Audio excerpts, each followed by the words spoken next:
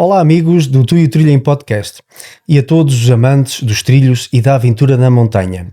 Sejam muito bem-vindos a mais um episódio do Tu e o Trilho em Podcast. Hoje temos o privilégio de iniciar uma série especial, uma conversa que há muito desejávamos trazer-vos, com uma figura incontornável do trail running em Portugal.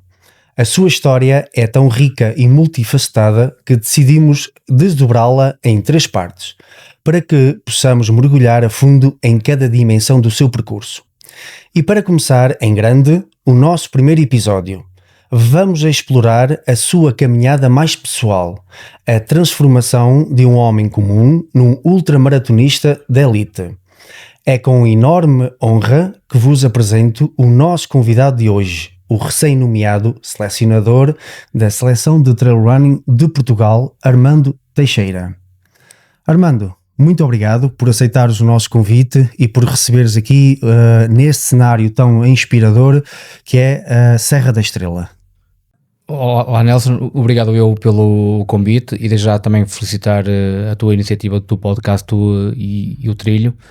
Sou um regular visitante do teu podcast e claramente também estamos num sítio que a mim me diz muito, Serra da Estrela, aqui no Eco Resort Vale do Rocinho. Acho que escolhemos um cenário para estes episódios espetacular. Eu acho que sim. E uma vez mais, muito obrigado. Nada, nós é que agradecemos. Preparem-se para uma viagem épica.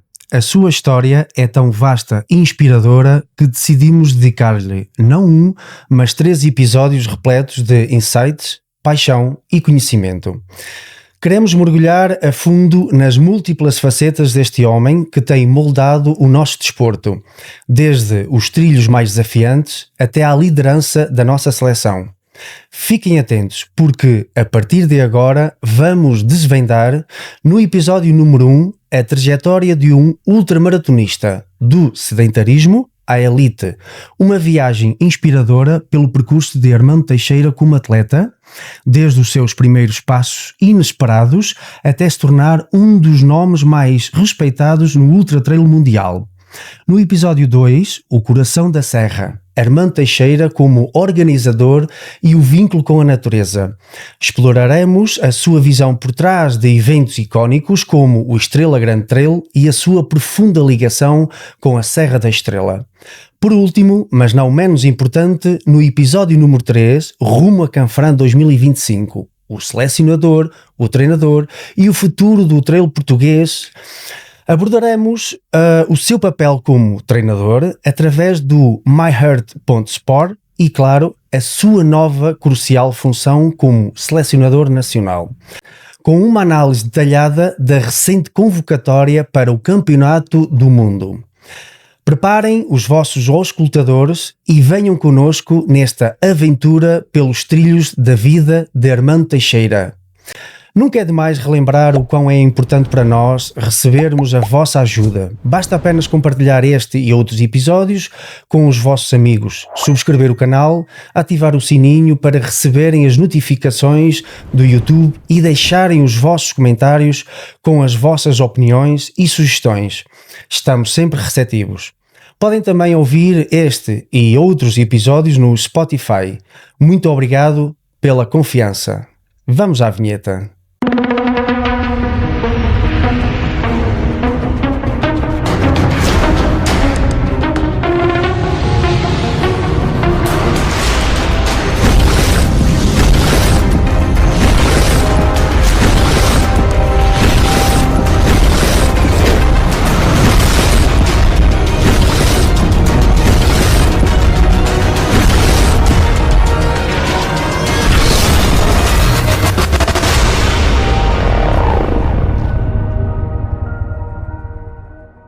Armando, a tua história é particularmente fascinante, porque, ao contrário de muitos atletas que começam desde cedo, a tua entrada no mundo do desporto e, em particular, no trail running, foi relativamente tardia.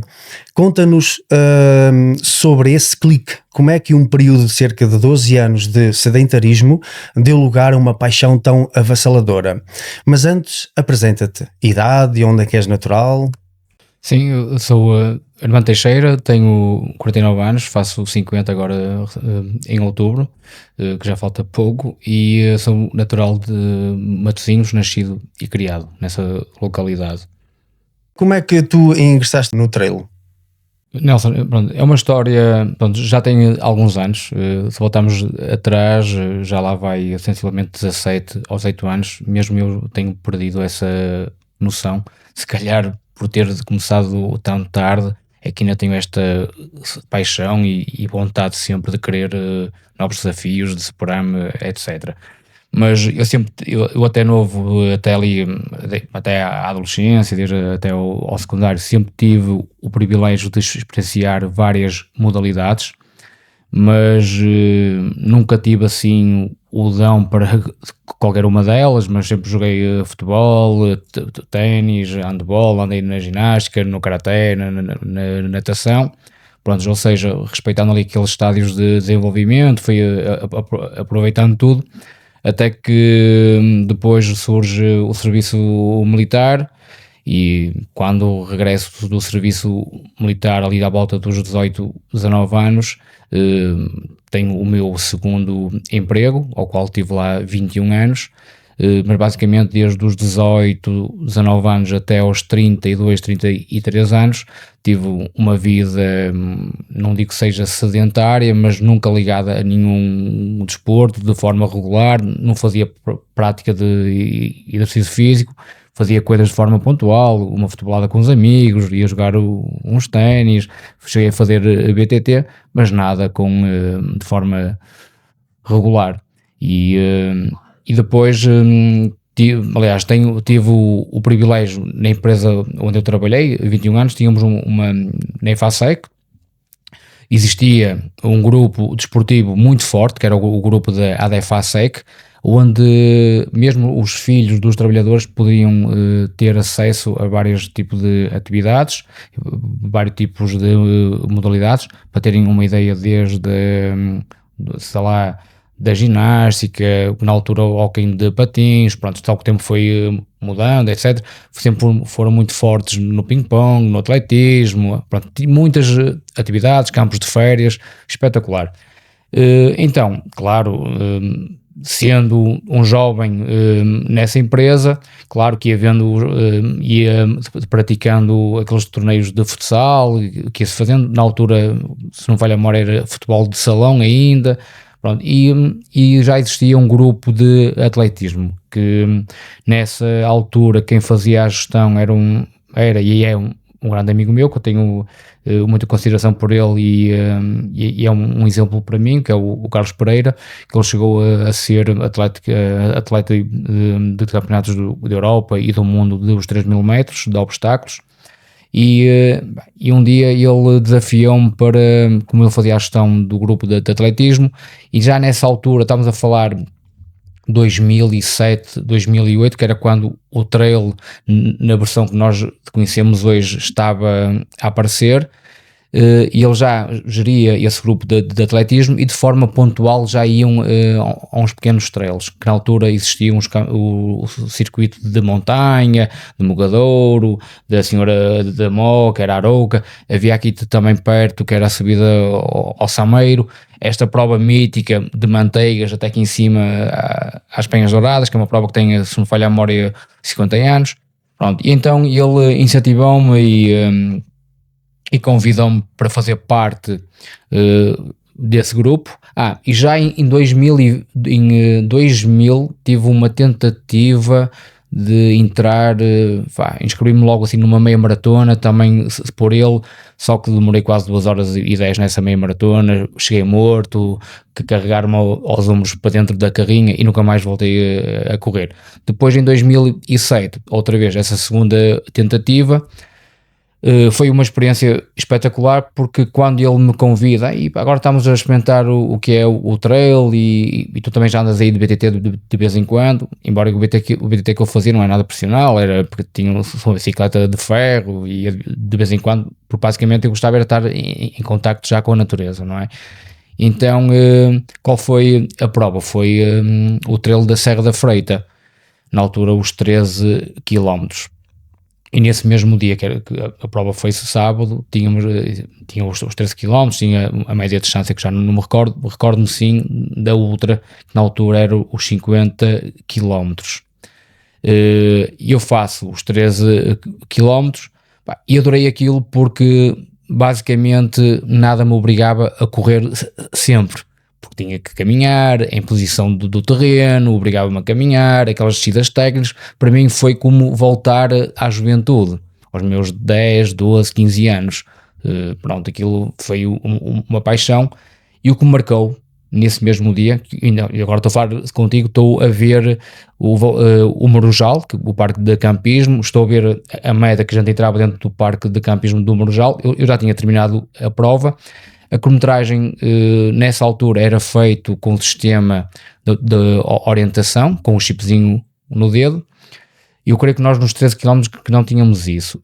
Chega o primeiro classificado dos 50, já deves ter ouvido falar do Asdrubal. Sim. O gajo era uma máquina, agora também já não corre, e ele foi o primeiro dos 50.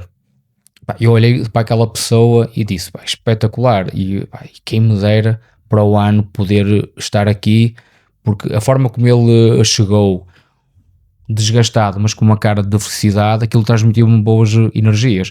Eu, tracei logo, porque eu sou uma pessoa também de planificar, gosto de ter, e disse-me, para o ano vou cá estar para fazer os 50. Só que tive o azar, porque eu acho que no ano seguinte, em vez de ser 50, era os 70, e voltei e fiz os 70. E depois as coisas foram evoluindo. Então aí, nessa prova, foi o clique. Sim, digamos que essa prova claramente foi uma experiência espetacular. Marcante, não é? Marcante, porque se não o fosse, porventura, hoje não estaria aqui, não estaríamos aqui, porque quem conhece a Serra da Freita, o José Moutinho, o carisma que ele tem, o bom contador de histórias que é, a forma como ele organiza uma prova para os atletas, vê-se mesmo que é com paixão, e tu quando entras nessa envolvência, numa dessas provas deles, tu também consegues ter isso para contigo, ou seja, tu sentes as boas energias, e, ou seja, não havia razão pela qual de eu não degustar. Claro, foi principalmente essa prova foi um marco para depois continuar. Ok. É incrível como um único evento pode mudar uma vida. E essa paixão, como descreves, tornou-se uma droga, como tu referencias, uma necessidade constante destes desafios.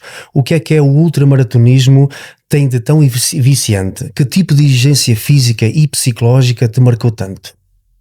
Sem dúvida, pronto. Nós sabemos, hoje em dia está tanto em voga praticar desporto, que é a base para uma boa saúde, porque isto é uma questão também química, que libertamos endorfinas do bem-estar, antidepressivas, etc., da autoestima. Isso é verdade, por isso se torna viciante. Claro que depois também está muito associado à personalidade de cada um. Eu sempre fui uma pessoa que, mesmo dentro da minha área profissional, sempre gostei de não estar à frente, mas sempre gostei de dar o meu melhor e estar sempre comprometido com a tarefa. Ou seja, bastava-me dizer que a tarefa de hoje ou daqui a 2, 3 meses é esta, e eu teria que vestir a camisola. Se não soubesse, perguntava, tentava estudar mais. Claro, isso tem muito a ver com a personalidade. O trail tem esta particularidade, que é o ambiente em montanha. Se quem gosta, portanto, apaixona-se ainda muito mais. Depois é muito, muito difícil de desligar. Só que existe aqui isto, pronto, nós temos tempo, estamos aqui para conversar, que é quando comecei em 2007, 2008, o trail estava o trail já existia, podíamos era chamar outra coisa, etc. Temos que assumir e aceitar que houve um boom muito grande, principalmente em Portugal ali em 2012, quando saiu uma reportagem na RTP1 sobre o TMB, os portugueses no TMB, etc. Mas isto é a conclusão de quê? Que é, quem gosta de montanha, isto nós rapidamente nos apaixonamos. Depois tu tens a parte cultural das regiões, a oportunidade de ir poder visitar locais que se calhar que não fosse o trail que não passava ao lado a vida toda. A própria economia local nota-se, para quem anda já no trail há de 15 a 6 a 17 anos, nota que já houve regiões que acabaram por ter uma evolução a nível de economia local muito associado ao trail, porque o trail veio mostrar essas aldeias e depois as pessoas voltam para estar com as famílias, voltam para ir aos restaurantes, voltam para ir aos hotéis. Ou seja, isto é muito mais do que a corrida. Para mim, tentando agora fechar aqui, não é fechar, mas pronto, para mim é uma filosofia de vida. E é natureza, é a saúde mental, a saúde física, porque quando tu fazes trail, ou fazes corridas de montanha, tu fazes trail, ultramaratonismo, mas isto tem aqui alguns degraus, ou seja, não pode estar tudo no mesmo patamar. Podemos, cada um, usufruir e tirar prazer, ou maior prazer ou menor prazer daquilo que faz, mas quando falamos em ultramaratonismo ou ultra trail, provas de longa distância, estamos a falar que para mim é claramente uma arte.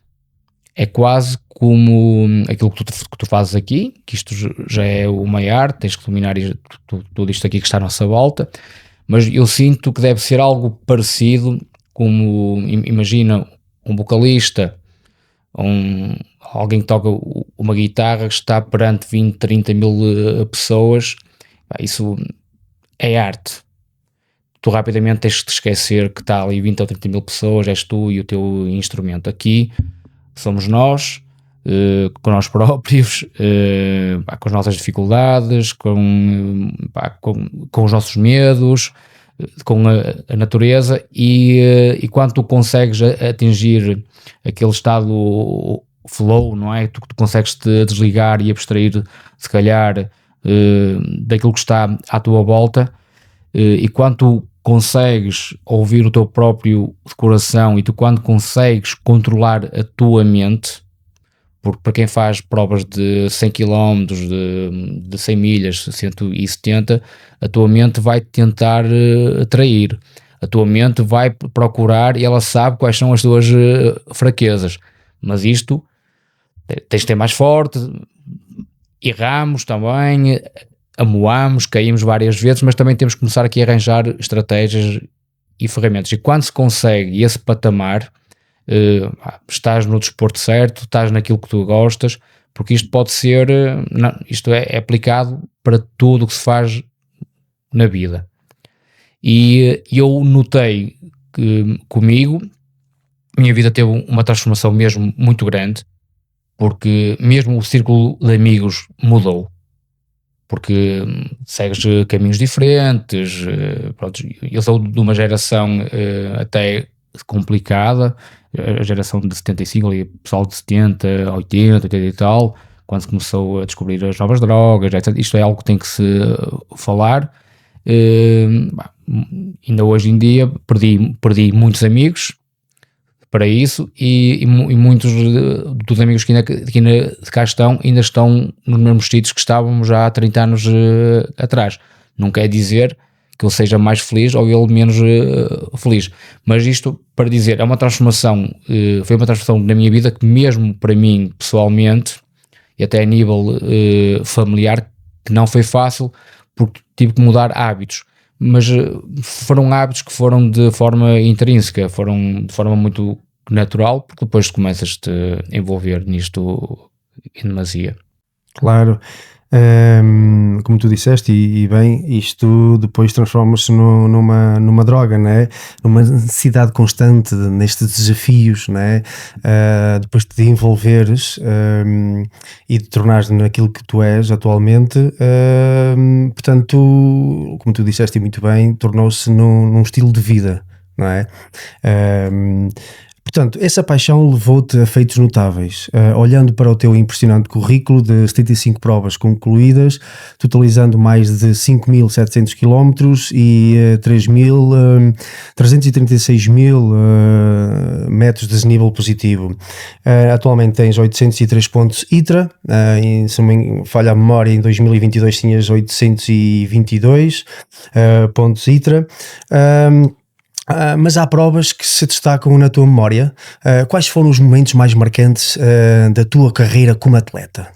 Sim, pronto, isso existem aqui claramente provas que me marcaram. Pronto, essa da Freita, que foi o clique, não é?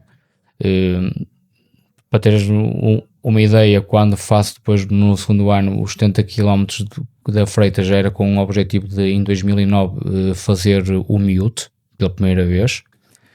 Fiz o Miúte em 2009, na altura na versão dos 102 km. Tinha a particularidade que nesse ano começou no lado oposto, em Porto Muniz, e terminou em Machico. Essa prova também de 100 milhas foi o marco para mim. Foi aí eu perceber claramente que a montanha e provas de 3 dígitos era muito mais do que aquilo que eu pensava.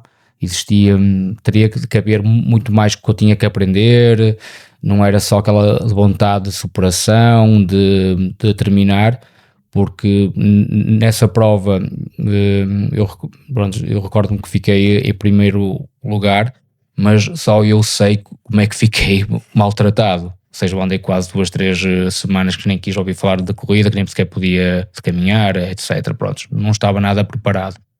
Mas ou seja, isso também já foi um marco, porque eu em 2010 fui fazer o meu primeiro UTMB.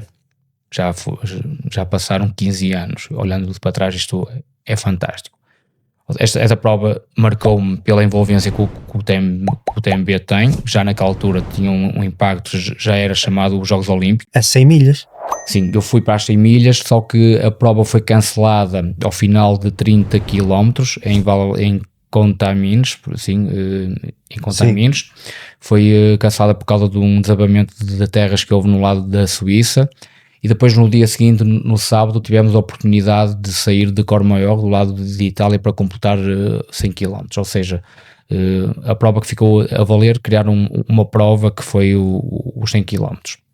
Essa prova marcou-me e disse, uau, é mesmo isso. Estavam lá, que na altura, atletas que eu já seguia, que eram referências para mim. Pronto, foi algo espetacular.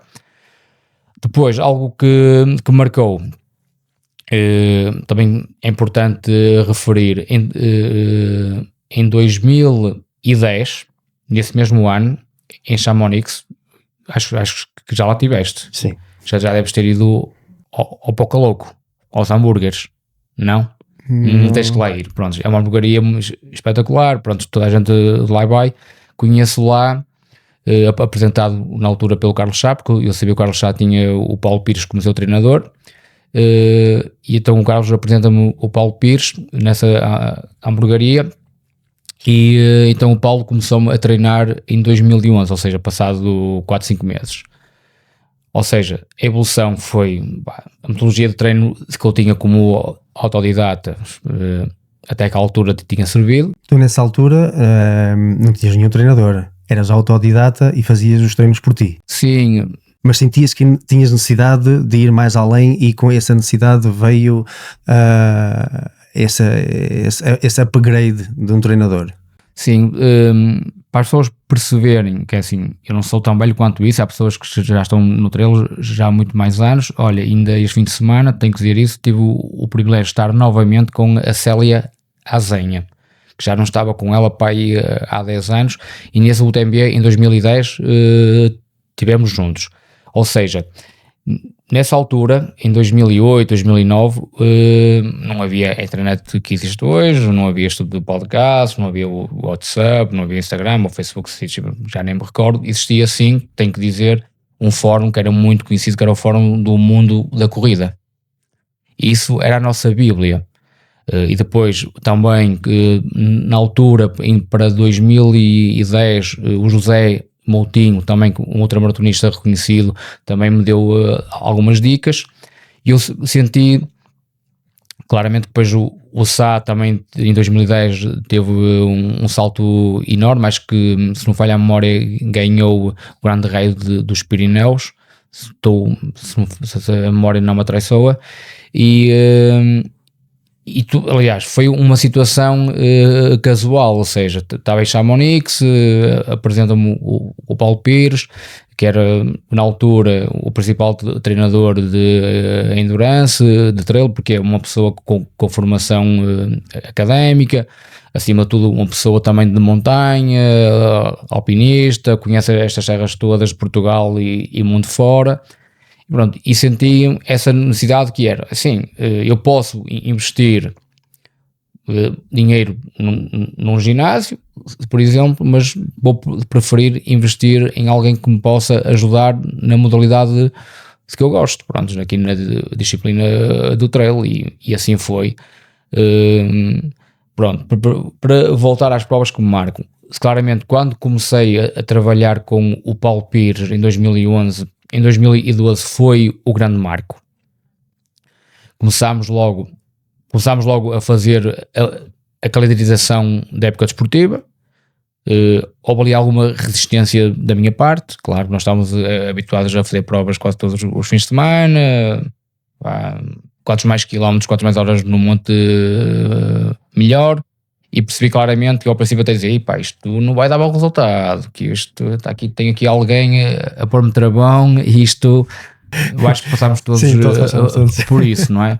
E depois quero que me apresentes o teu calendário, o que é que tu queres fazer, agora tira esta, agora não sei o quê, atenção à meteorologia, material, e isso aí, isto é muita informação para mim. Pronto. Fizemos a primeira planificação, em 2012 vou aos 101 peregrinos em Ponferrada, ainda hoje o recorde é meu, acho que tenho abaixo das 8 horas e meia, os 5 km, creio que é assim.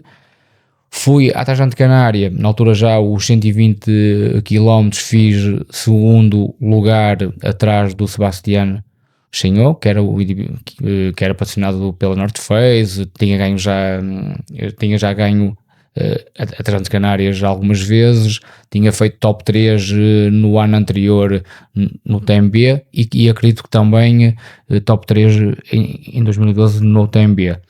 Em maio regresso logo ao Miute também e ganho o Miute em 2012, ou seja, isto marcou... Foi um ano de ouro, não é? Sim, pronto. Bom início. Sim, aí pronto, foram provas que marcaram. Depois claramente comecei a ir em busca de provas, poderiam ser mediáticas, mas tinham de ser provas que me dissessem qualquer coisa a nível de desafio.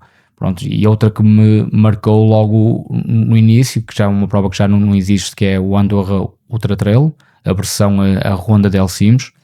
Toda a gente diz, e eu tenho que assumir pela minha experiência, que porventura é a prova de 100 milhas mais dura, pelo menos da Europa, porque é uma prova com 170 km, com 12.500 de positivos, e estamos a falar num ambiente, uma orografia muito específica, muito própria, muito técnica, que mesmo a descer tu não penses que vais correr, ou seja, uma prova muito mental. Fui lá em 2014, fiz 5º ou 6º lugar, e depois no ano seguinte fiz lá 2º.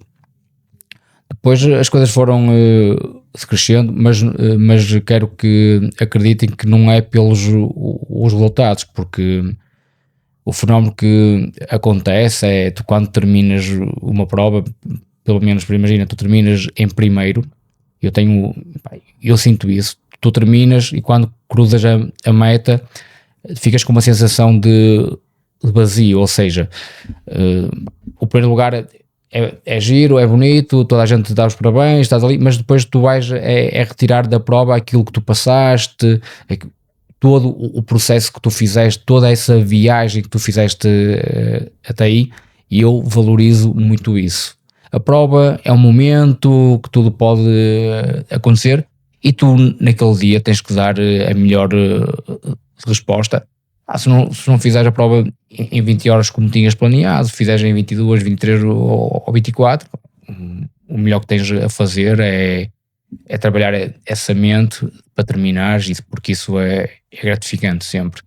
Além dessa prova que tu fizeste aqui em território nacional do Miúti, que venceste, há outras provas aqui em Portugal que também te marcaram e tu ainda te relembras dessas provas? Sim, tenho que me lembrar claramente do circuito AX Trail, que também ele foi na altura de 2008 a 2010, que eu participei sempre.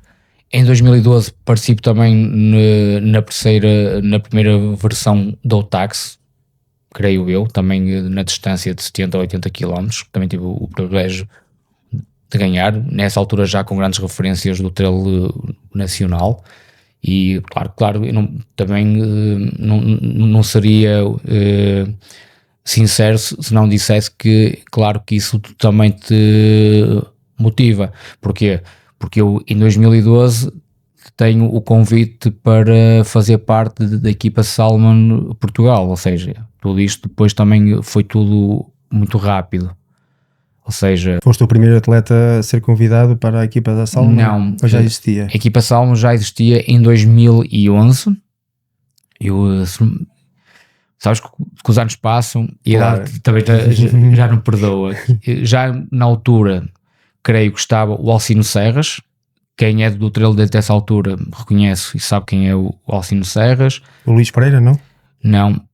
O Abílio, mais conhecido pelo Sim. Lobo, que chegou também a treinar connosco, ambos, e a Natércia Silvestre, presumo que eram os três que estavam na Salmon, no primeiro, pronto, foi a primeira equipa Salmon de Portugal, que era liderada pelo Fernando Pinto do AX Trail, na altura que a Salmon entrou no mercado nacional com a Suunto e etc.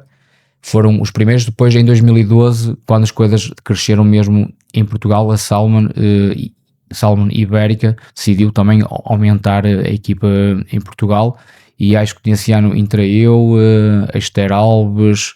Depois, claro, as coisas foram evoluindo, o Miguel Reis e Silva, o Romeu Gouveia, o Tiago Romão, também Inês Marques, pronto, as coisas foram evoluindo. Nem tudo são vitórias e pódios. O trail running, especialmente o ultra trail, também é feito de desafios extremos e, por vezes, de frustrações. Lembro-me da tua experiência no Tour de Jean, onde lidaste com a privação de sono. Conta-nos sobre esses momentos mais difíceis e mais importantes, as lições que aprendestes com eles. Sim, Nelson, sem dúvida, uma prova também que me marcou muito, porque foi até à data a prova com maior distância que eu fiz e com maior altimetria. São 330 km no Vale de La Hosta, com 25 de desnível positivo. Demorei, não sei se foi de 92 ou 95 horas, equivale quase a 4 dias. Estava, e assumo que fisicamente nesse ano estava em patamares elevados, porque sentia que estava bem, estava motivado. Porventura estava com expectativas muito altas, porque também era normal, porque os anos anteriores e a época estava a correr bem. Só que depois é tal situação. Eu acho que nós não sabemos realmente quais são os nossos limites e muito menos quais são as nossas fraquezas, não é? E só quando estás expostos em determinados contextos é que tu vais percebendo as tuas ou não limitações. E claramente, porque isto é químico, tem a ver com a melatonina, com o cortisol e a parte também de gestão emocional, claramente percebi que uma das minhas maiores fraquezas e debilidades que tenho é na privação do sono. Mas isso já tem muito a ver com a minha personalidade, pronto, só gosto de descansar aquele número de horas, etc. Gosto de ter pelo menos aquelas rotinas à noite, de estar descansado e pronto. Mas isto também se trabalha, as pessoas que não pensem que isto agora é assim, não. E neste momento sinto que já estou diferente, tenho uma abordagem completamente diferente à privação ao sono, mas nessa prova recordo-me claramente, se eu não tivesse lá o apoio na altura do Paulo Pires e do Remy, que era na altura o team manager da Salman, porventura não teria terminado essa prova, porque eu bati mesmo no fundo. Se depois, só com o apoio externo deles, eu consegui-me regular, consegui-me orientar e, acima de tudo, consegui ter um novo objetivo para aquela prova. Pronto, aquilo chegamos, para terem uma ideia, cheguei ao segundo, terceiro dia, eu tinha-lhes pedido a eles, podia fazer tipo 60 km por dia e descansar o resto, porque eu mentalmente comecei a fazer contas e daria para terminar sábado ou algo do género. Pronto, mas depois fui tentando dormir, aliás, nunca dormia, só descansava, porventura descansei. Há um episódio que eu conto várias vezes, foi que o Paulo e o Remy me arranjaram um chalé fora da base de vida para poder descansar. Puseram-me num quarto, o Paulo ajudou-me a tirar a roupa, fechou todos os pontos de luz, de entradas de luz do chalé com as cortinas e disse-me: agora tu descansa, porque temos tempo, tens até domingo para terminar isto. Pronto. Ele sai do quarto e eu sinto que adormeci e de repente acordo e disse: porra, eu tenho que terminar isto o quanto antes, porque eu tenho que vencer isto. Equipei-me, rapidamente abri a janela do quarto e vejo o Paulo, ainda estou a vê-los, eles estão ali perto do posto de abastecimento, viram que eu abri a janela, ficaram assim a olhar para mim. Mesmo eles também já estavam desgastados, porque quem anda a acompanhar numa prova destas sabe como é que é.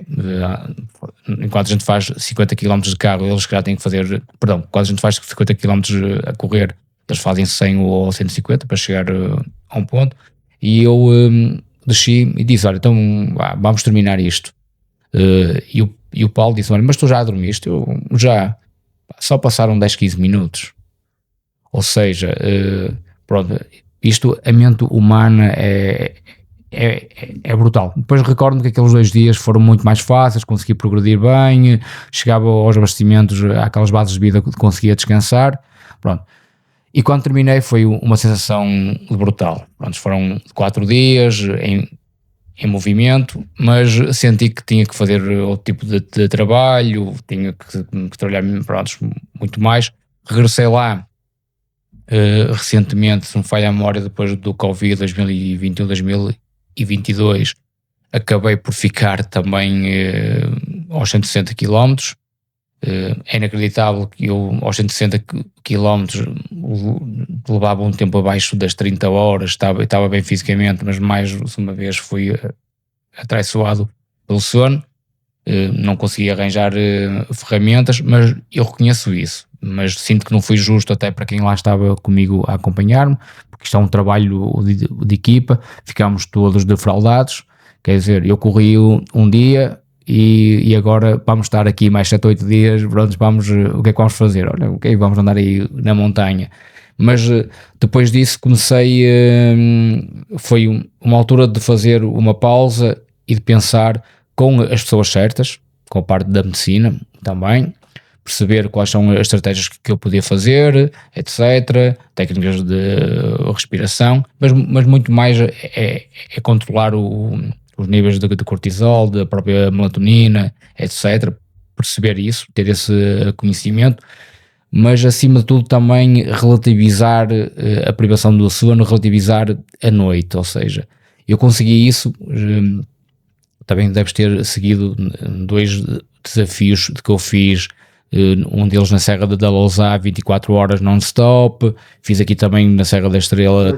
Vamos falar sobre isso à frente. Mas aí aproveitei esses momentos, e também fiz um desafio pessoal que pronto, na altura não divulguei muito. Eu fiz aqui a grande rota das aldeias históricas, também fiz quase também non-stop, mais de 200 km, também com quase 2 noites, ou seja, arranjei aqui uma forma também de poder trabalhar como é que eu posso contornar isto da minha privação a sono, ok, pronto, é com técnicas de respiração, é descansar mais nos dias anteriores, é dormir quando tiver sono, ou pronto, ou deixar mesmo a mente fluir, criar aqui algumas estratégias, pronto, e agora sinto que nesse aspecto, mesmo em provas que faço durante a noite, já não tenho aquela necessidade e já não tenho aquele stress de dizer, ei, passam 3 da manhã, isto já está a bater mal, não, isso já, pronto, mas já há dias. Todas essas experiências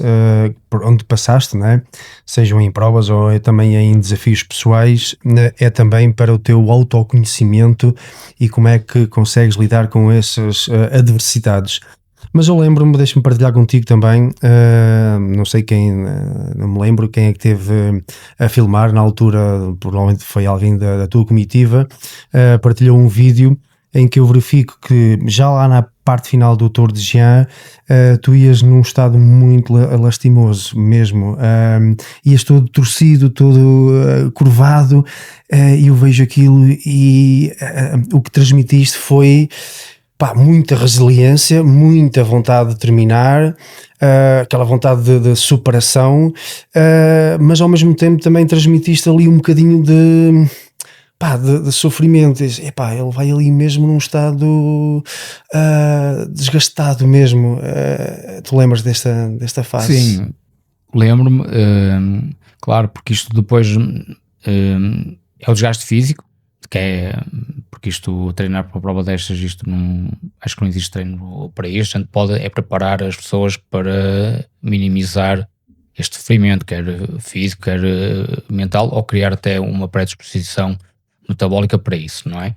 Agora, eu recordo-me desse momento porque tu ali acabas por ter uma quebra de duas coisas, que é uma quebra física e uma quebra mental, e quando tens uma quebra mental tens sempre aquela sensação de cobrar os ombros para a frente, é a tua expressão, não é? Isso nota-se claramente. Mas também temos que dizer que quem faz provas destas distâncias, uma prova de 70, 100 km, em algum momento da prova vai sofrer. Isto não, mesmo até para quem faz uma prova de 10 km, quem faz 21, há sempre ali uma dose de sofrimento que pode ser convertida em algo mais prazeroso, não é? Porque agora, mas há estratégias para mitigar isso, para manipular, mas claramente que no tal de GA, para mim foi uma viagem no tempo. Foram 4 dias, de repente, no primeiro dia estás ali a papar quilómetros, a papar desnível. Chega à primeira noite, tínhamos planeado em descansar, paras 2 horas e não consegues dormir, notas que aquelas 2 horas que te desgastaram, depois arrancas e saber que passado 20 horas vais ter que tentar dormir outra vez e as coisas não acontecem, pronto.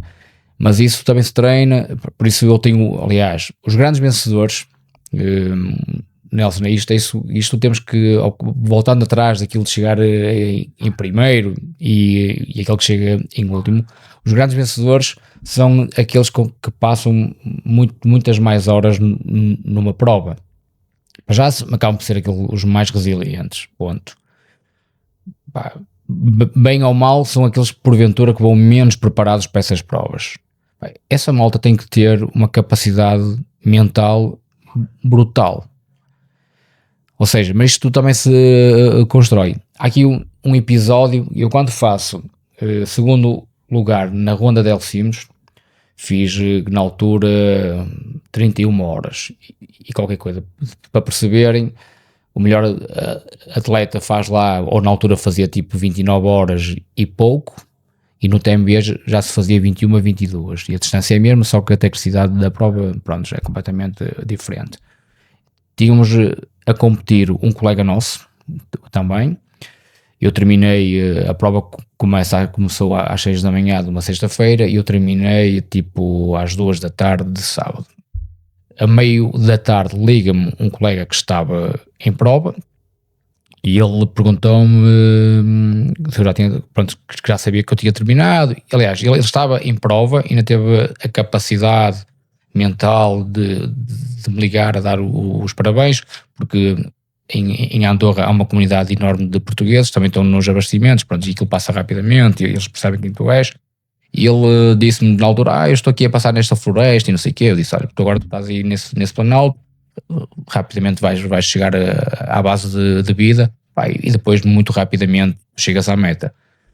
Isto a meio da tarde, tipo, eu já estava a descansar e ele telefona-me e disse, mano, tens um grande mentiroso, porque ainda me falta não sei quantos quilómetros, não sei onde, tem calma que agora falta pouco, confia em mim, pronto. Ou seja, eu terminei a prova, tratei de mim, fui ao podologista, massagem, deitei-me, dormi a noite toda e no dia seguinte fui ter com ele à meta. Pronto, esse meu colega, tenho que dizer o nome, que é o Paulo Jorge, que tem uma capacidade fora do normal. Ou seja, ele terminou a prova no domingo já ali à hora do almoço e eu fui ter com ele para ver a sua chegada. Eu conto isto muitas vezes, que as pessoas também se perceberem o que isto é. É o espírito de equipa, a camaradagem. Eu espero por ele na meta e ele corta a meta. Aí há a cara de felicidade dele. Se houvesse um barómetro para medir a felicidade do indivíduo que acabou a prova em 30 horas ou do indivíduo que acabou a prova em 60, com todo um sofrimento, e naquele momento ele era a pessoa mais feliz do mundo e eu estava num patamar inferior. Ou seja, muitas das vezes quando tu terminas uma prova em primeiro ou em último, isso não quer dizer nada. Às vezes pode não te acrescentar nada. O que é que acrescenta? É aquilo que tu és, aquilo que tu fazes, aquilo que nós, enquanto treinador, é valorizar a parte do processo, o trabalho diário, pronto, etc. Porque isto dá-nos tanta coisa que eu mudei muito a minha maneira de ser. Passei a ser uma pessoa muito mais moderada, ou seja, menos impulsiva, muito mais tolerante.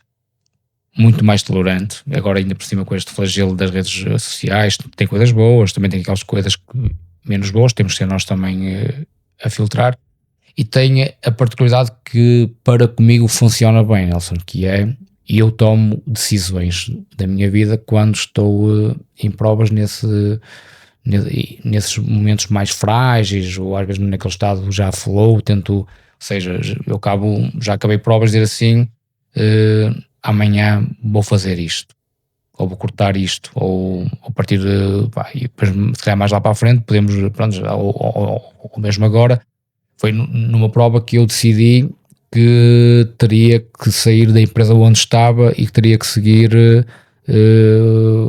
outra via.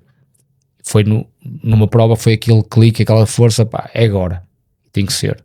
Portanto, tomamos também boas tomamos decisões nesses momentos. É uma perspectiva muito madura e inspirada. A tua consistência a nível de elite também ficam visíveis na tua pontuação ITRA, onde te posicionas no topo 0,14% mundial e como 59º no ranking nacional masculino.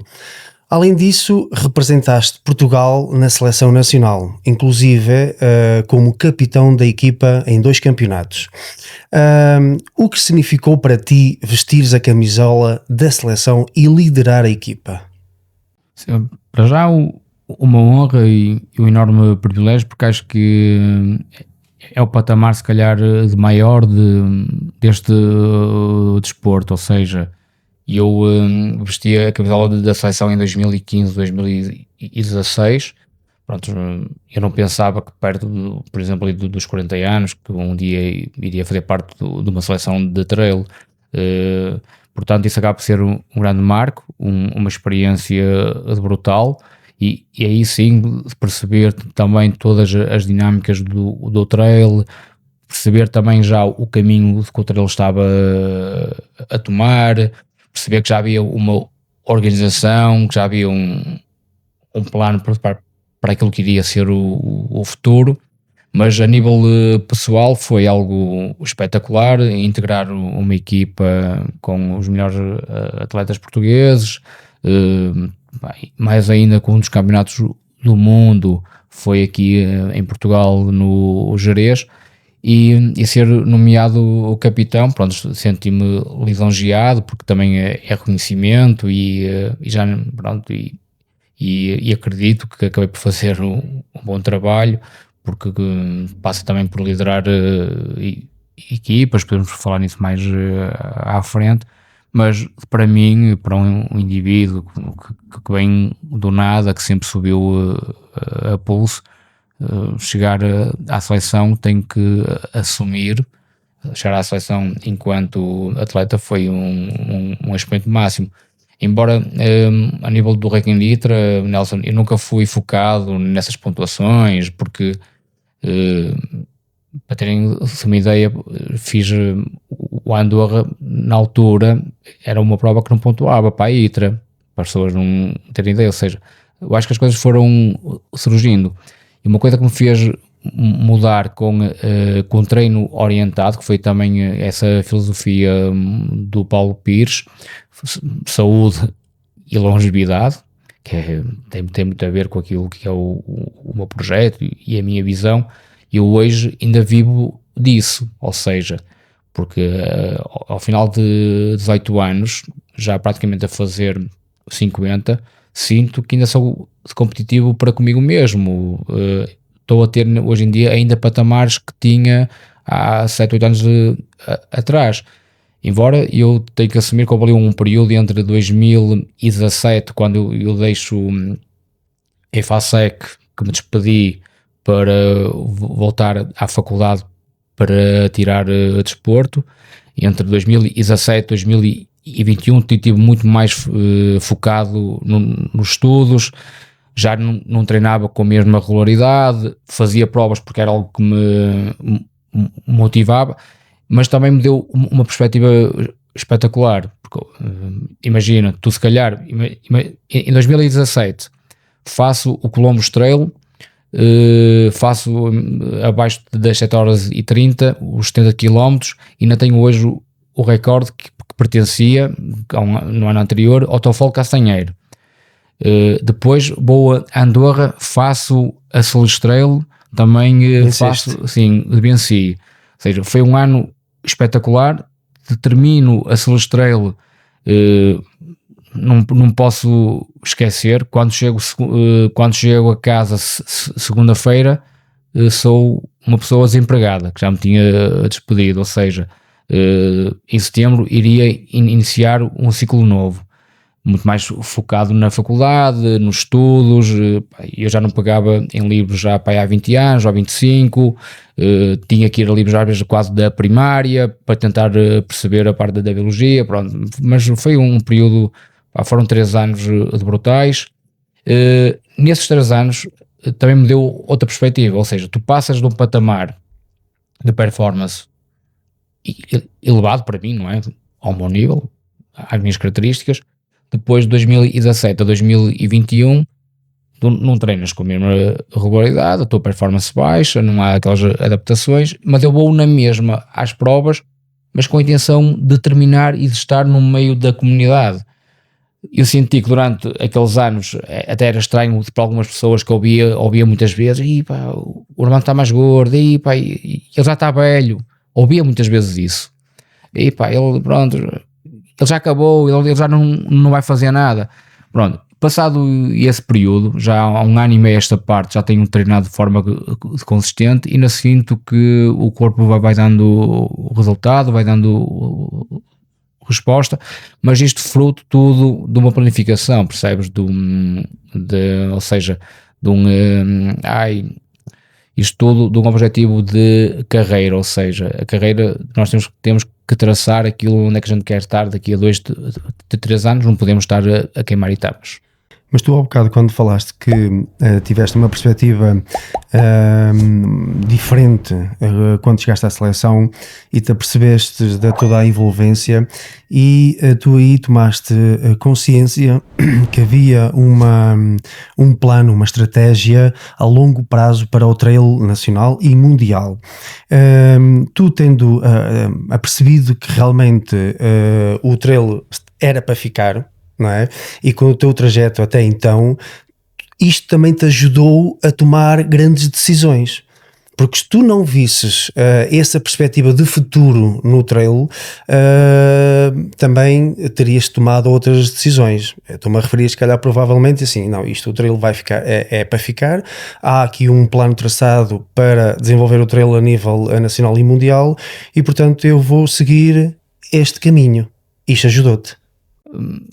Não vou dizer que isso ajudou, pode ter, teve o seu peso, porque tu viste ali uma organização, não é? Tu vês ali tudo envolvido, é algo credível aos teus olhos, não é? Tu vês que há algo pensado, planificado a futuro, e tu também tens que acreditar e ter a tua visão que o futuro se passa por isto, não é?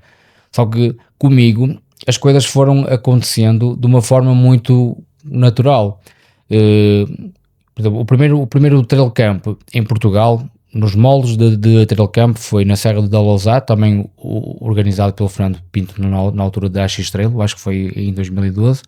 Depois comecei a fazer aqui, neste mesmo local, no Vale do Rocinho, os primeiros trail camps em Portugal, abertos para a comunidade, onde já na altura, isto em 2013, já falávamos de teste lactato, de biológica, de biomecânica, de metodologia e precisação do treino, nutrição, as lesões do trail. Nós já foi aquela ideia, foi pegar naquilo que nós já cá fazíamos, da experiência que nós tínhamos, da forma como nós já treinávamos aqui, e também proporcionar aos outros virem aqui, ou seja, mas não via isto na vertente do negócio, via isto numa situação de poder proporcionar aos outros.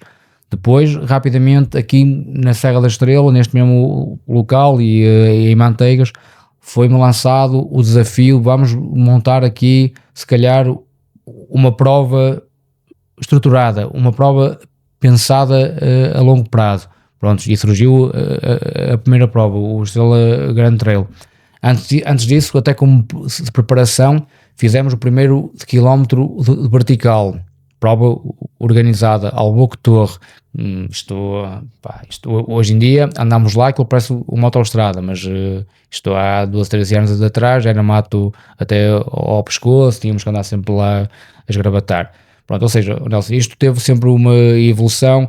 Claro, pronto, o campeonato do mundo teve o seu peso, mas acima de tudo o maior peso, e é verdadeiro, que é a paixão que eu tenho por esta modalidade, porque esta modalidade já me deu e continua-me a dar tanto, eu não vivo disto, eu sou profissional agora, do trail, mas eu não vivo disto, eu vivo para isto, que é completamente diferente, ou seja, eu vivo para poder passar tudo aquilo que eu consegui ter, passar a melhor mensagem, os melhores ensinamentos, também, claro, baseado naquilo que é a minha ou a nossa filosofia e a minha visão, porque eu não sou perfeito, nem sou Deus, nem algo do género, mas acredito que posso passar ainda muita coisa, ajudar a outros e, claro, eu até 2017 tinha uma vida económica completamente diferente, tinha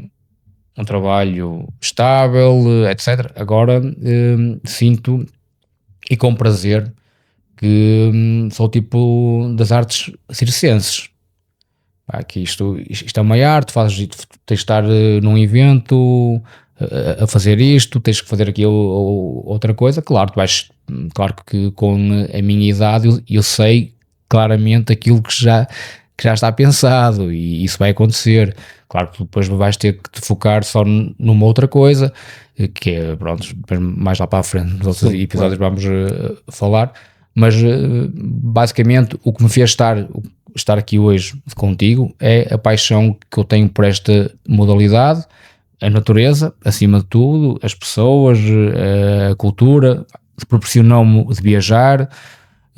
Imagina, tu de repente estás numa empresa a trabalhar 8, 10, 12 horas, já nessa empresa também viajava muito, etc. Mas de repente tens uma marca conceituada que te apoia financeiramente, com material, integra-te nos estágios dessa marca.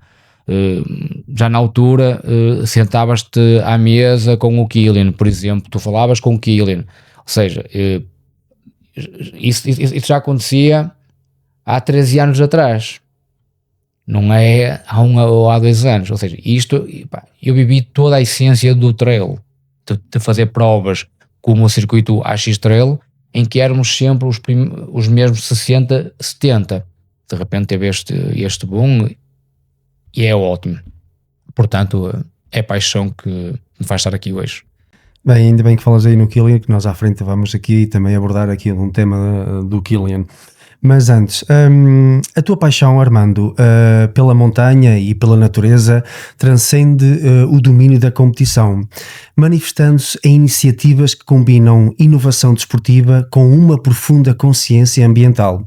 Em 2014, tu lideraste a batização do quilómetro vertical na Serra da Estrela, um trilho que, inicialmente pouco conhecido e utilizado por pastores, rapidamente cativou a comunidade de corredores de montanha. Este projeto não só demonstrou a tua capacidade de inovação no desporto, mas também a tua paixão em partilhar a beleza e o desafio dos ambientes naturais. Conta-nos tudo. Sim, Nelson, isto começou praticamente aqui, neste local, no Rocinho, em 2011, quando comecei a ser treinado pelo Paulo Pires. O Paulo Pires, na altura, abriu horizontes, ou seja, porque já tinha uma experiência para trás muito grande, não ligado ao trail, mas também a outra modalidade que ele tinha, mas acima de tudo a desportos de montanha, como alpinismo, caminhadas, etc.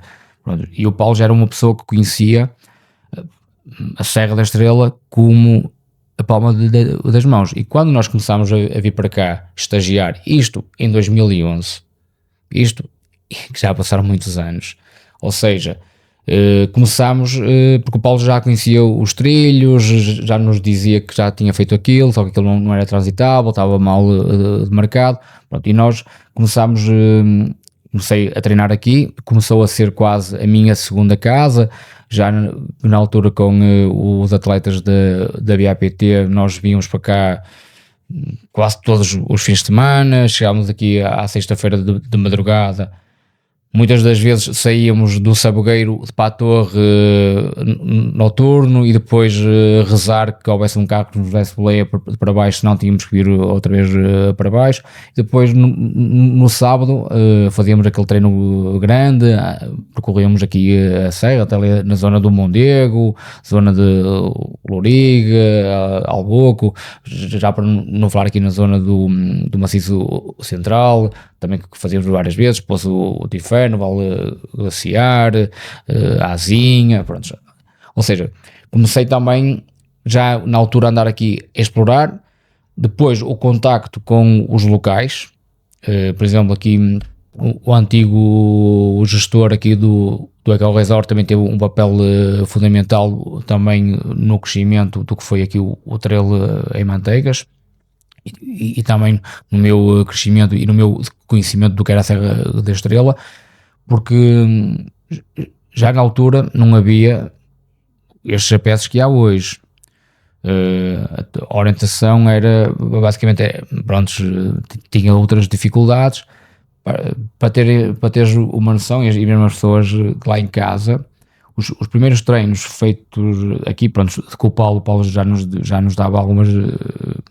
Porventura fazíamos treinos às vezes em ambiente muito mais seguro, muito mais em estradões, com altimetria, mas muitos treinos que eu fiz a sair aqui deste local, indicação do meu colega aqui do Rocinho, que já havia aqui alguns trilhos marcados, mas não eram assim tão visíveis e tão vincados quanto isso, eu guiava-me pelos marcos geodésicos.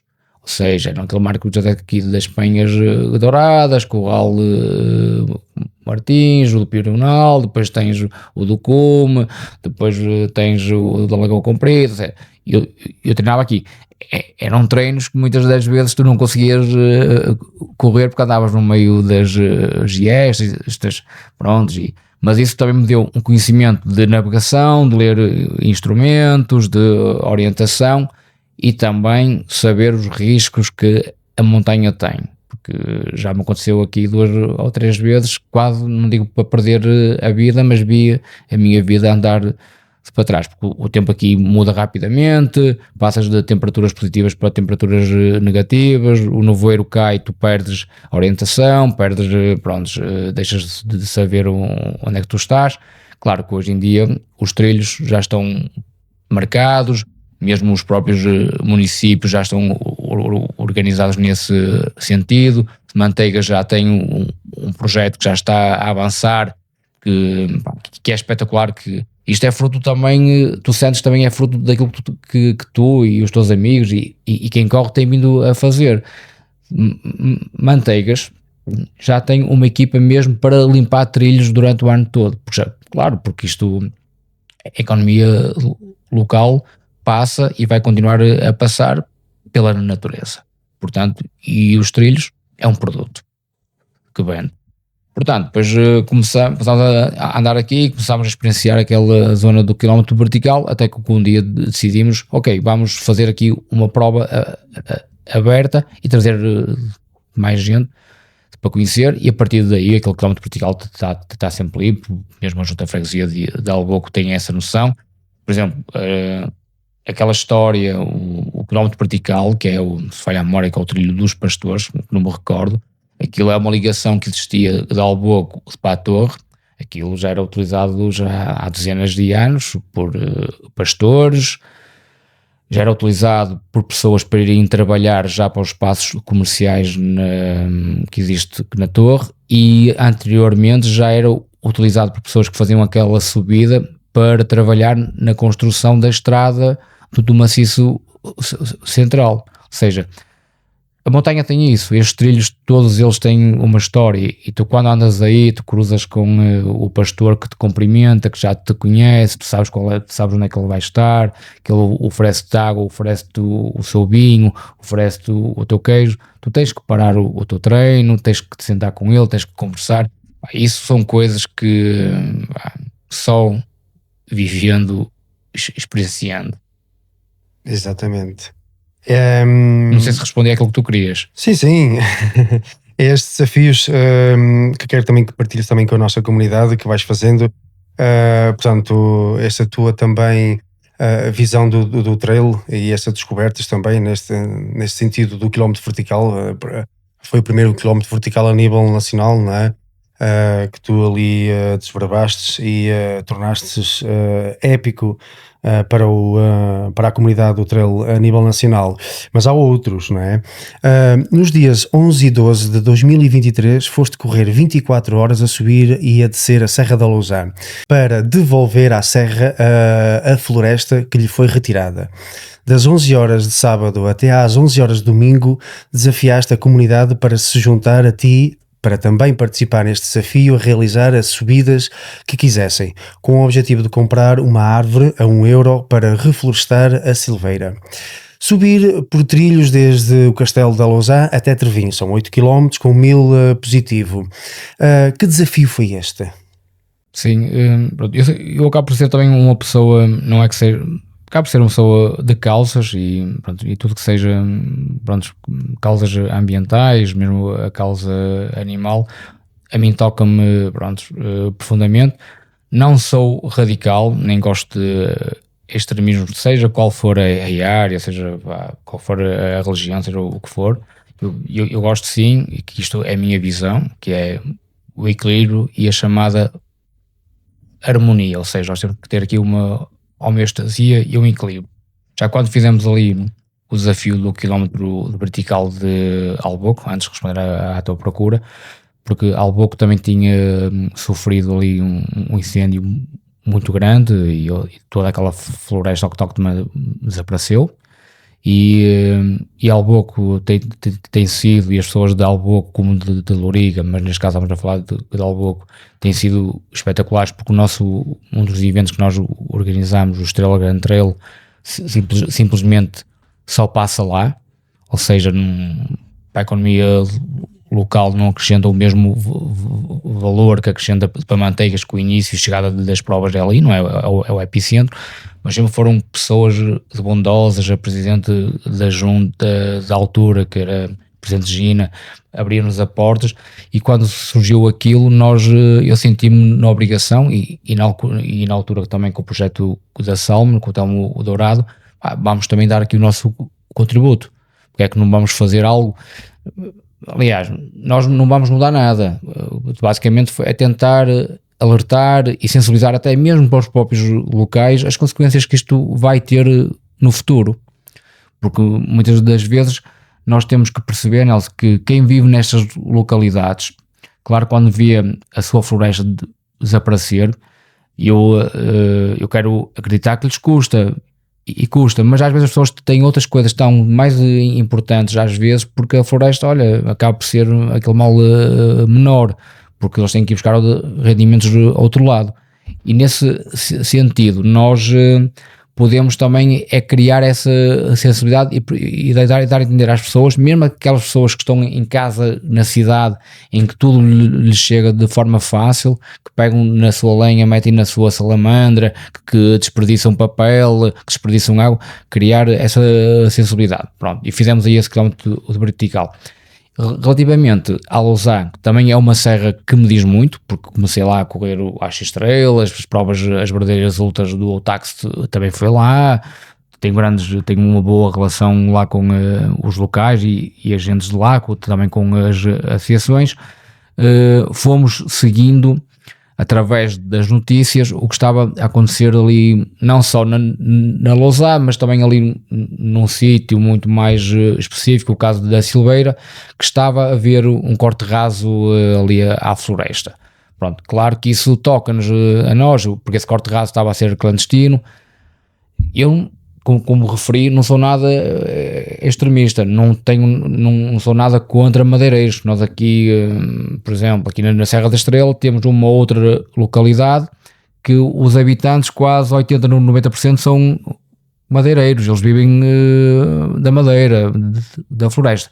Agora, nós queríamos, aliás, ao fazer este tipo de iniciativas, também é alertar a opinião pública e a quem por direito que há comportamentos que não pode ser. Por exemplo, o corte raso de uma floresta é inacreditável, é ir quase à raiz e acabou. Não há política de reflorestação, não há nada.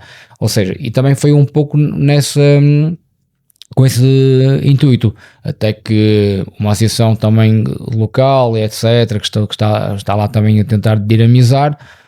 Um dia conversámos assim à Zap, através de uma rede social, como perceberam que aquilo que nós fizemos aqui no Alboco teve algum impacto. Quando digo teve impacto, não é o retorno financeiro que vamos plantar 1.000 árvores, 2, 3 mil, não.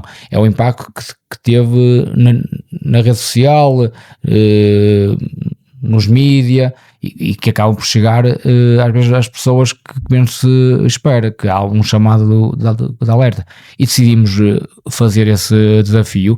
Basicamente, claro, não estava preparado fisicamente, custou-me, foram 24 horas sempre do Castelo de Lousã até ao Trevinho, com a passagem mesmo específica na zona da Silveira do corte raso, que era para ter aquele impacto visual. E foi fantástico, porque muita gente se juntou, muita gente foi ver realmente o que estava a acontecer, mesmo o próprio município de Lousã também se juntou a esta iniciativa e se calhar ficaram mais sensibilizados. Pronto, houve aqui... tu acabas também por te expor numa situação, porque pouca gente sabe, eu fui ameaçado por empresas de madeireiros via Instagram e Facebook. Sério? mas uma vez mais tivemos depois uma conversa e está tudo bem, porque eu respeito o trabalho, não sou radical. Eu acho que tem que haver as entidades que regulam isto, como o ICNF, etc., os próprios municípios, tem que ter aqui um plano que é, para terem uma ideia, se vai haver um corte de árvores, porque tem que haver, porque não é porque tem que haver construção de várias coisas, de móveis, isso é vida, é mesmo assim, mas tem que haver também por parte dessas entidades uma política de reflorestar aquilo que vão, porque também serão, isto é claro, o produto, este recurso esgota-se. Portanto, eu sou muito a favor disso, ou seja, não sou nada de extremismos, sou mais sim pela parte do equilíbrio de uma sociedade sustentável. Mas pronto, ou seja, isto para mim acabou por ser uma ação espetacular e acrescentou-me mesmo muito, porque isto depois envolve os teus amigos que estão contigo, preparam tudo, a parte das filmagens, depois o pessoal anónimo que chega, e até esta situação em que tive de ser ameaçado, depois ainda hoje trocámos mensagens, está tudo bem, porque também eu entendo o outro lado, porque também existem famílias, pronto, isto é outra coisa que agora não vamos estar aqui, mas estou sempre pronto para estas iniciativas. Sim. Pronto, mas Armando, mas tem que haver aqui uma consciencialização e até vão tocarmos também neste tema que acho que é um tema bastante sensível, porque para a nossa comunidade que usufrui dos recursos naturais, os trilhos, né, que nós tanto amamos e preservamos e conservamos, gostamos de os ver sempre com floresta, com bons trilhos. Nós temos aqui o flagelo dos incêndios que nos destrói a paisagem, o core também da madeira, não é? E tem que haver aqui um ponto de equilíbrio. Eu acho também que tu és um visionário e sensibilizaste também a comunidade para isto e para mobilizar também a comunidade nesse sentido, porque nós, se usufruímos da natureza, nós, nesta comunidade do trail, também temos que contribuir para a manutenção e a reflorestação da natureza. Tu achas fundamental envolver também os nossos órgãos, não é? Superiores têm que dar esse exemplo, não é? Para a comunidade de que nos temos que envolver. Por exemplo, tu fizeste isso na Serra da Lousã, como também o Carlos Sá faz na Serra Amarela, e muito bem. Bons exemplos que nós devemos seguir. Não achas que nós também temos este papel pedagógico perante a comunidades, perante as populações e a mãe natureza, não é? Sim, eu acho que todos nós, com simples comportamentos, estamos a contribuir para algo. A própria reciclagem, o ter cuidado com se estamos ou não a desperdiçar água. Eu sou uma pessoa da cidade, sou uma pessoa que amo a montanha, tenho esta sensibilidade do equilíbrio, de respeitar. Nós não podemos esgotar estes só pelo simples facto de a Serra estar aqui ao nosso lado, nós não vamos esgotar os seus recursos. Agora, o trail tem esta particularidade, que o trail, quando se fala de trail em montanha, nós dependemos da montanha, mas também temos que ter aqui o equilíbrio.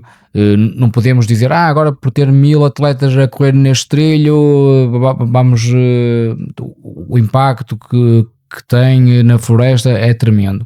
Pronto, pode ser, mas também é a forma que nós temos de ter os trilhos limpos, transitáveis, temos pessoas com outra sensibilidade, com o trail agora, hoje em dia, que é algo que eu me orgulho mesmo, que nós temos que nos orgulhar, que é, hoje em dia já não se vê lixo deixado pelos os atletas de trail.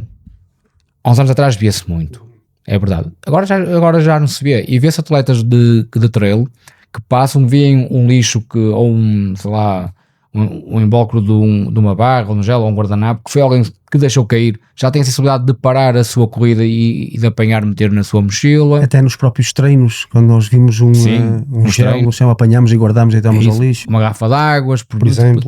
Pronto.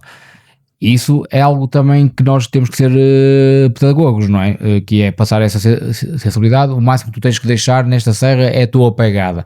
Pronto. E nós também, enquanto andamos a treinar, enquanto andamos aí em provas, também somos vigilantes da serra.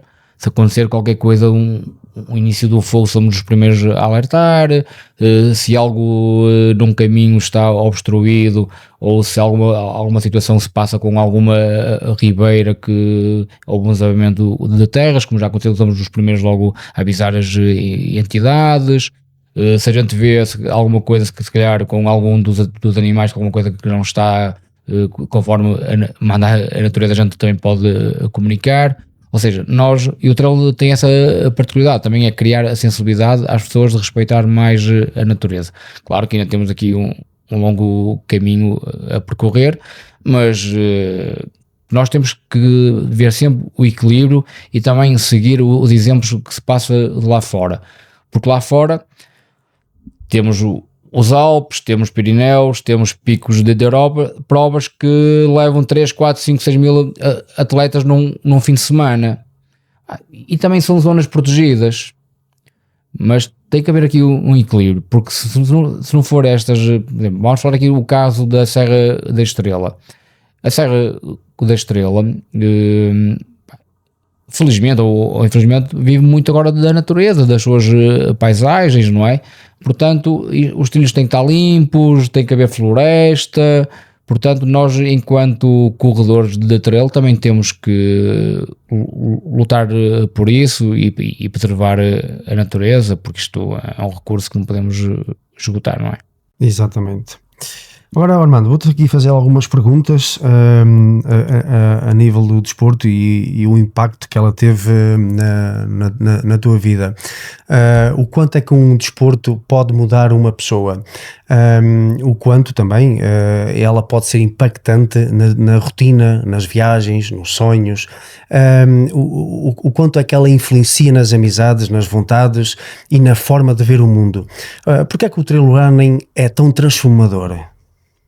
Sim, o trail tem esta particularidade que pode transformar por completo mesmo, não é? Porque é um pouco aquilo que nós já falámos, porque o desporto só por si tem essa característica, não é? Porque é algo químico, nós temos alterações. Aliás, tu basta ver que se calhar todas as pessoas que vão para o trail porque querem se calhar se perder peso, olham-se ao espelho e começam já a ver algo visível. E só depois é que vem a parte psicológica, da motivação, de gostar do trail ou não. Mas o trail tem esta particularidade, que é de tu começares, agora falo por mim, tu começares a valorizar outras coisas em detrimento de outras, relativizares outras tantas e se calhar dares valor a outras coisas que se calhar quando não corrias, não fazias desporto, não andavas na montanha, não valorizavas. Por exemplo, eu acho que agora eu não preciso de tanto para viver tão bem, percebes? Porque antigamente quando se está naquele ciclo de trabalho, de carreira profissional, de evolução, talvez tu perdes um pouco a noção da realidade e de outras coisas boas que a vida tem. Claro que isto que a gente faz pode não ser exemplo, nem vamos obrigar que os outros também o sigam, não é? Agora, que o trail em mim teve uma transformação de 180 graus, teve completamente a abordagem que eu tenho com as situações, com a vida, com as pessoas. Também comecei, claro, e tu deves ter passado por isso, que nós quando estamos focados no treino, num mega desafio, nós focámos muito em nós próprios, nós às vezes ficámos obsessivos, não é? Mas tem que ser, porque há momentos que tem que ser, e às vezes isso não é fácil na relação familiar, na relação social. Como já falámos já atrás, o nosso círculo de amigos também vai mudando, mas eu acredito que faz parte do crescimento pessoal e de uma evolução. natural. Exatamente. O trail running é conexão com a natureza, mas de que forma pedagógica o atleta de trail running se pode conectar e ajudar a manter e preservar a natureza, que é o nosso mundo adorável? Sim, mas é muito fácil, é quando vai para a natureza, só deixar as suas pegadas e poder contribuir, ou seja, como também já referiste, é quando vamos treinar a gente vê lixo e se calhar te trazer connosco. Quando a gente faz trail, Nelson, e tu sabes disso, a gente começa a ter olhar para a montanha com outro respeito, perceber que ali é um recurso, que a montanha pode nos dar muito, e essa sensibilidade a gente começa a ter. Por exemplo, eu tenho esta sensibilidade, é isso, já discuti várias vezes com outras entidades. O simples facto de termos trilhos bem sinalizados, bem marcados, qualquer pessoa que venha a um sítio de montanha, que nem toda a gente é obrigada a saber utilizar um GPS ou ter um QR Code para descarregar um track, nem toda a gente é obrigada, mas se tivermos trilhos com indicações, ou seja, em que sentido é que vai, quantos quilómetros, não sei o quê, as pessoas mantêm-se naquele trilho, que aquele trilho é transitável. A mim custa-me é ver quando tens um trilho transitável e se anda ao lado dos trilhos como se não houvesse mais trilhos. Porque aí sim, se calhar estamos a pisar ou a estragar um ecossistema, aquelas plantazinhas que naquela altura do ano estão a nascer, algumas aves podem ter ali algum ninho. É por isso que eu defendo trilhos limpos, transitáveis, porque por norma nestas grandes serras estes trilhos já eram utilizados já nos antepassados, pela pastorícia e tudo, e outras coisas e afins. Por isso temos que ter essa sensibilidade. Portanto, eu acho que nesse aspecto a nossa perspectiva e visão e o respeito pela montanha é diferente. A prática do trail running adapta o corpo ao trilho e a mente que se fortalece. O que é que os trilhos te ensinaram? Dá para fazer trail um estilo de vida mais leve, mais consciente, mais presente? Também partilhas da ideia de que a montanha é uma escola de humildade, respeito, esforço e beleza? Que não importa a velocidade e sim a presença, e que no final não corremos por correr, mas porque encontramos no meio da natureza, dos trilhos, algo que a cidade não consegue oferecer. É um reencontro connosco mesmo? Sim, isto faz-nos pensar nos nossos antepassados e viajar para trás. Mas a montanha tem mesmo isso, a montanha é soberana, a montanha põe-nos no lugar, aprendemos a respeitá-la, temos que aprender, senão a montanha em qualquer momento e quando tu menos esperas ela vai-te pôr no lugar. Portanto temos que respeitar a tecnicidade dos trilhos, temos que respeitar a altitude em que estamos a treinar ou a competir, temos que respeitar as mudanças repentinas da meteorologia, obriga-nos também a antecipar essa meteorologia, ver as previsões, senão a montanha é como o mar, ela vai nos pôr em sentido e no lugar. Claro, isso aprende-se que é com as experiências, não é? Tu quando estás numa prova, porventura estás num ambiente muito mais controlado, passa-te muitas destas coisas passam-te ao lado, mas quando tu estás exposto a vários estímulos e treinas muitas horas e fazes muitos quilómetros em montanha, tudo, e quando fazes disto durante muitos anos, vai-te acontecer de tudo, por exemplo, não é? Torna-nos mais humildes também, não é? Sim, portanto a montanha, ela está aqui neste topo, nós somos tão pequeninos e tens de ter mesmo humilde e tens que olhar para ela mesmo com humildade e respeito. Exatamente. Já há um bocado falaste no Killing Jornet, vamos aqui vou-te fazer uma pergunta do Killing Jornet para também se partilhas da mesma opinião. Ele questiona o futuro do trail running.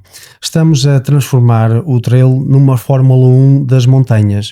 O Killian Jornet, um dos maiores nomes da história do trail running, fez uma reflexão profunda sobre em que o desporto está-se a tornar. A crescente profissionalização das corridas de montanha, Jornet levantam questões sobre a equidade entre os atletas, especialmente no que diz respeito à assistência externa durante as provas. Há uma década o trail era um desporto simples, os atletas carregavam o que era necessário, paravam em poucos abastecimentos, recebiam água, banana, talvez um chocolate e com sorte um amigo ou um familiar aparecia ali num cruzamento para lhe oferecer água e algum incentivo. Hoje o cenário mudou drasticamente.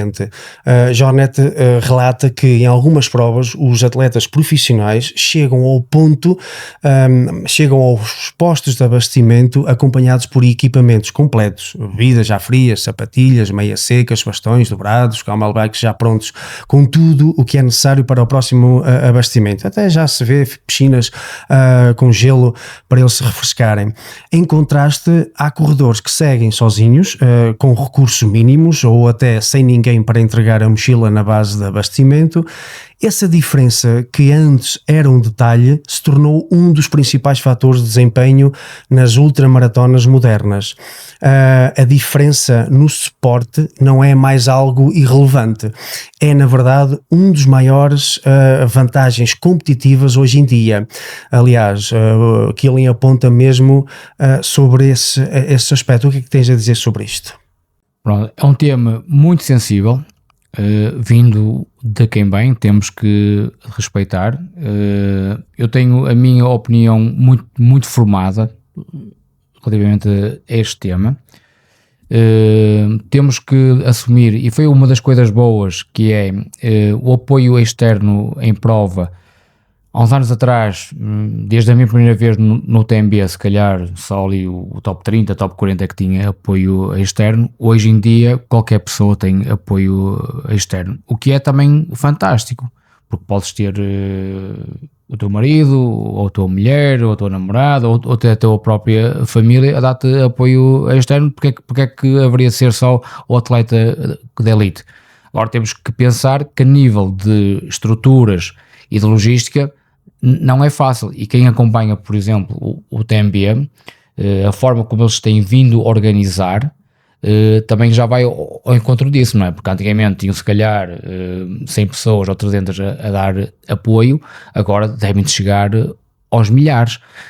Por exemplo, uma infraestrutura de um espaço físico tem que mudar, a forma como é que as pessoas chegam lá, se vão de carro ou se vão de meio de transporte de organização. Eles agora começam a valorizar e obrigar que seja através dos transferes deles. Pronto. Agora, olhando para os atletas de elite e da forma como as coisas estão organizadas, os chamados Fórmula 1 e o apoio externo, isto é um pouco também a imagem do que se passa já noutras competições, noutras modalidades, como é o caso, por exemplo, do atletismo, que é algo diferente, é criar a boxe de elite, depois a boxe por tempos. Eu sou muito a favor disso, porque todos vamos para uma prova que se calhar com um único objetivo de terminar, mas depois temos outros objetivos, podem ser principais, de terminar, imagina, um TMB em 20 horas, ou em 22, 23, 25, ou em 30, ou em 40, temos que respeitar isso. Portanto, aí sim tem que haver essa equidade. Agora, nós também temos que ter, quando abordamos este tema, também temos que ter muito cuidado quando falamos dos Fórmula 1, agora para chegar a um abastecimento ter a mochila pronta, porque também estamos a falar de uma personagem que tenta sempre bater os seus recordes, estar lá à frente. Foi um dos primeiros, se calhar, também a ter apoio externo num abastecimento, a não lhe faltar nada. Pronto, isto é um...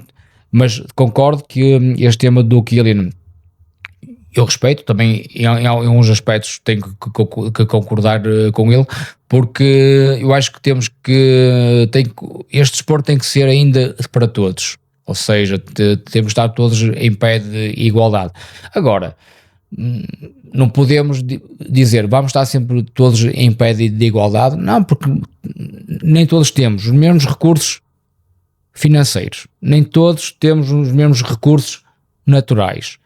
porque é assim, então eu posso exigir com um atleta que mora nos Alpes aos 3.000 metros que deixe de demorar, que tenha que viver ao nível do mar, porque eu também vivo, não é assim. Agora, ou tenho acesso se calhar a instrumentos, a ferramentas de treino que nós não temos. Pronto, é um tema muito sensível. Em algumas provas, e não tem problema nenhum em dizer, no caso do UTMB, o apoio externo está a ficar caótico mesmo, porque já tive a oportunidade de estar lá a acompanhar, por exemplo, principalmente nas primeiras bases de vida, ali do meio do pelotão, um atleta que não tem apoio externo tem dificuldade em chegar aos seus alimentos, a ter um sítio para estar sossegado, porque a confusão é tal. Pronto, nesse aspecto acho que poderíamos repensar, mas a nível de organização e quem não é fácil, tem que se arranjar aqui um equilíbrio. Eu já estive também no UTMB, dentro e fora, e realmente, mas eles têm aquilo tudo muito bem preparado, porque só te deixam entrar para dentro do abastecimento quando a previsão do trekking te indica que o atleta... 5 minutos ou 10 minutos antes. 5 ou 10 minutos antes dele chegar, permite entrar, dá-te uma credencial e tu entra 1 ou 2 para dar assistência. Quando o atleta sai do abastecimento, sais também e depois e assim sucessivamente. E aquilo não se torna assim tão caótico, mas é uma logística bastante grande. Mas também Jornet questiona se o desporto está-se a tornar ou está a perder aquela essência. Queremos um desporto em que os atletas tenham carros de apoio, estratégias de troca de equipamentos e sistemas de refrigeração como fator decisivo, ou ainda vemos os trilhos como um percurso ou uma viagem de exploração pessoal e certa autossuficiência diante da natureza. Para ele o trilho é, ou deveria ser, um ambiente onde profissionais e amadores acompanham o mesmo percurso, as mesmas montanhas, o mesmo solo, os mesmos postos de abastecimento e as mesmas oportunidades de dar o melhor de si. Ele também fala que ele não defende o fim da assistência externa, mas acredita que são necessários limites claros para preservar o património, especialmente nas provas de alto nível. O que é que achas? Sim, completamente de acordo.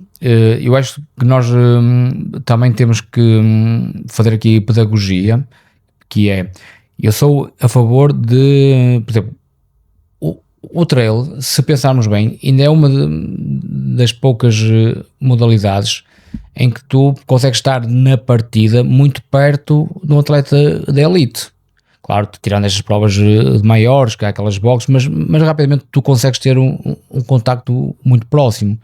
Agora, a nível do material obrigatório e do material e assistência pessoal, isto é um tema que temos que ser assertivos. E parte também, por exemplo, dos atletas da elite, que é parte da pedagogia, que é respeitar o material obrigatório e respeitar esse material obrigatório dando o exemplo que o usa também para quem está no meio e no fim do pelotão. Com isto quero eu dizer, tu não podes estar a falar em igualdade, em apoio externo, se cada vez mais tens atletas da elite a questionar a quantidade desse material obrigatório. Ou seja, o material obrigatório é imposto por uma organização, é aquilo que ele acha que é o mínimo recomendável, mas cada atleta é que tem que levar o material fora, esse material obrigatório, aquele material que ele sinta que é aquilo que é necessário para ele, para a sua condição física atual e também para as condições ambientais que vai encontrar. Portanto, a essência do trail, Nelson, já digo isto há muitos anos, custa-me até ouvir quando a malta diz o trail já não é o que era. Meus amigos, o trail mudou, as coisas cresceram, as coisas evoluíram. Nós estamos aqui hoje, é fruto disso. Há marcas a investir em atletas, é fruto disso. Vamos ter agora seleções no campeonato do mundo. Estas coisas estão a evoluir. Agora, a essência somos nós que temos que a manter ou fazer, é transmitir esses valores. Porque é que eu vou estar a discutir se aquele tem apoio externo aqui ou ali, se tem melhor de material ou se não leva o material obrigatório e imposto pela organização?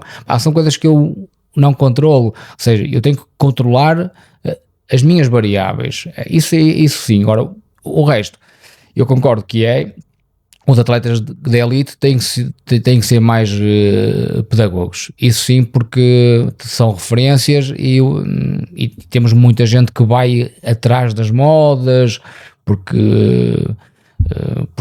o Killian vai com material minimalista, mas isso é o Killian, tem uma capacidade física fora do normal, tem um conhecimento do terreno também acima da média, não nos podemos comparar, mas eu acho que a essência temos que ser nós a transmiti-la e a continuar com os nossos valores. Exatamente.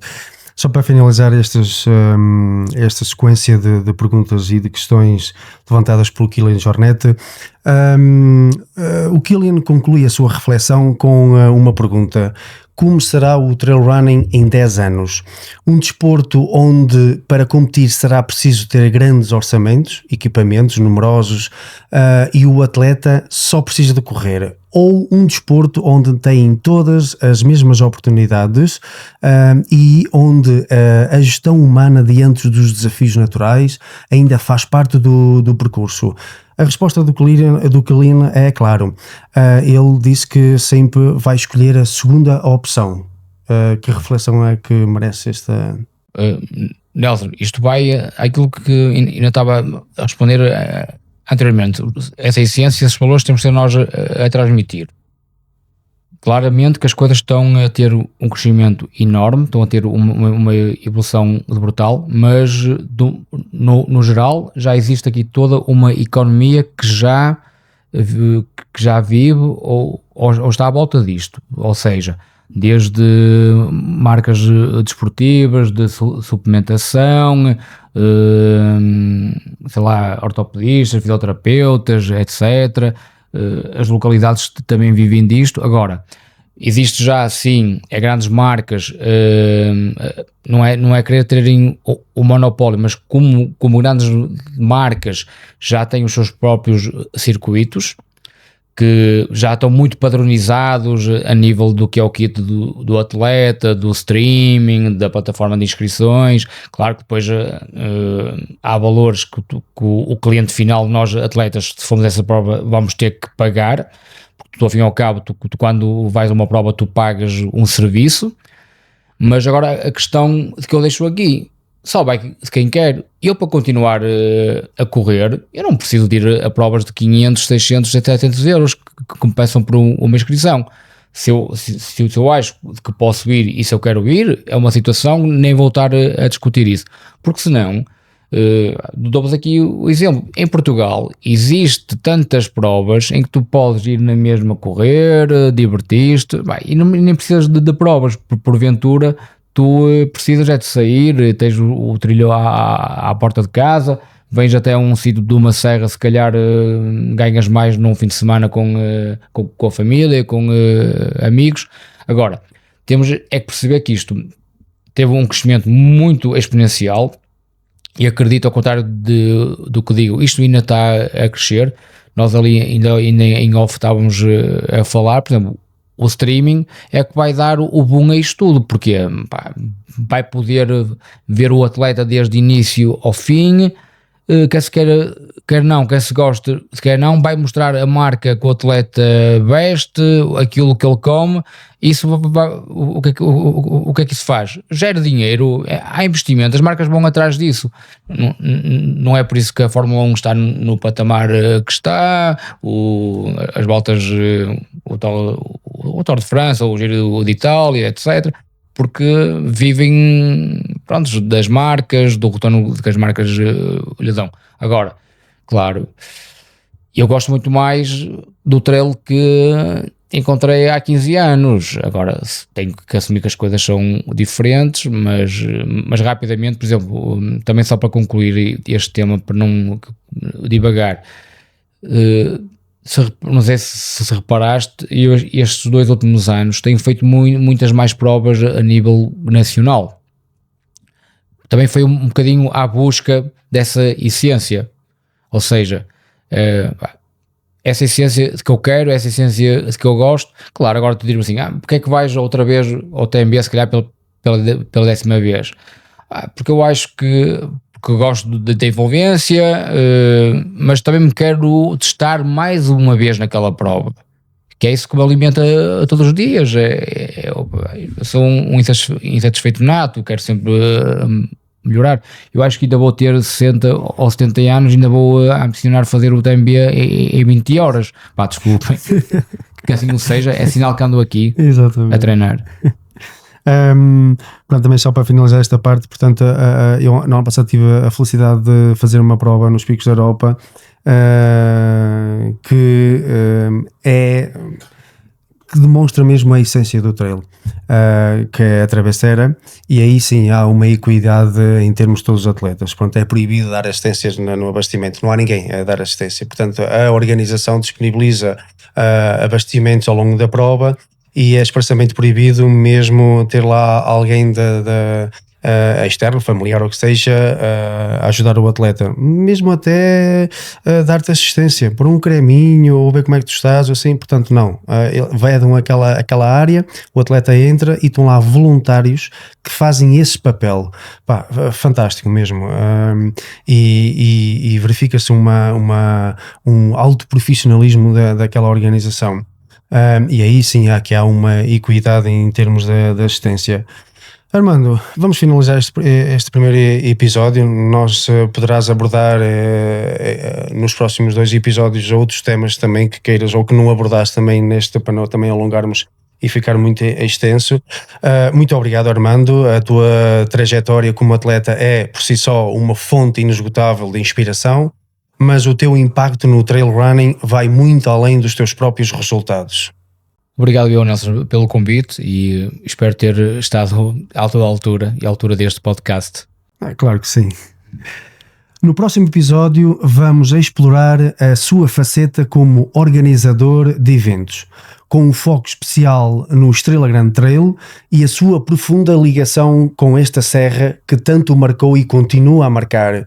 Não percam o 2º episódio da nossa conversa com o Armando Teixeira, onde vamos desvendar os bastidores da organização de grandes eventos e a sua visão para o desenvolvimento territorial através do trail.